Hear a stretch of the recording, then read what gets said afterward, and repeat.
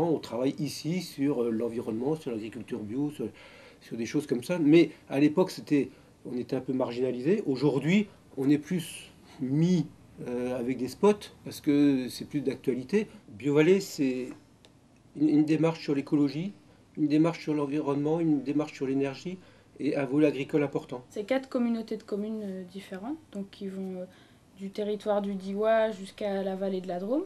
Ce qui fédère ces 4 communautés de communes-là, c'est de venir faire de leur territoire un territoire de référence en matière de développement durable. Il faut savoir que le territoire est déjà leader en matière d'agriculture bio, donc on est en 2009, on était à 20% des producteurs en bio et 17% des surfaces, sachant qu'à l'époque, la moyenne nationale, c'était 2%.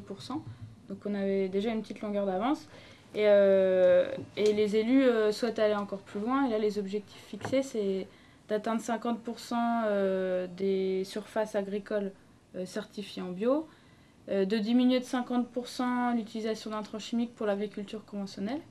Et là, le message qui est intéressant, c'est qu'on on fait pas, on veut décloisonner agriculture bio et agriculture conventionnelle.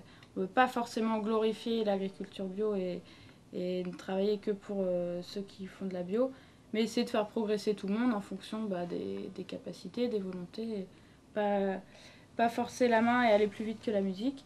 Et troisième objectif, c'est d'atteindre 80% de produits bio et ou locaux en restauration collective.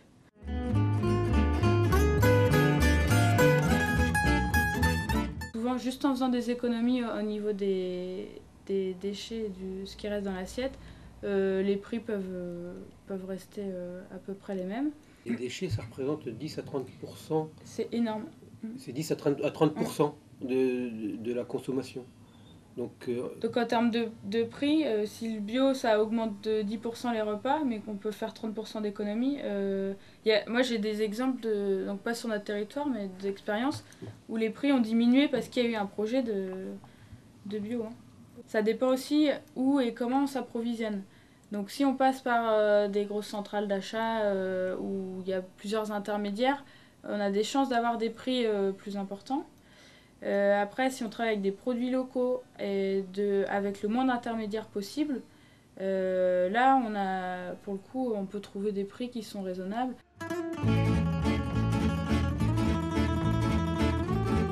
pour développer l'agriculture bio, l'agriculture biologique sur le secteur, c'est reconvertir des agriculteurs, mais c'est aussi installer des nouveaux agriculteurs. Pour soutenir l'installation, on a mis en place une petite exploitation de 8 hectares, gérée par une association, où des jeunes qui cherchent à s'installer, on leur met à disposition du foncier, et ils exploitent leur foncier, ils vendent leurs produits, et pendant 2 ans, ils testent leur capacité à s'installer.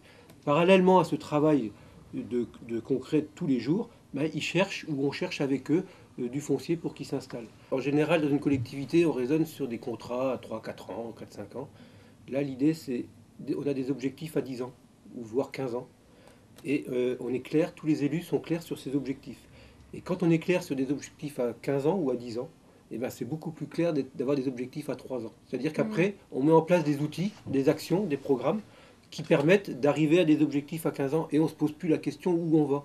Parce qu'on sait où on va, et puis on y va tous ensemble.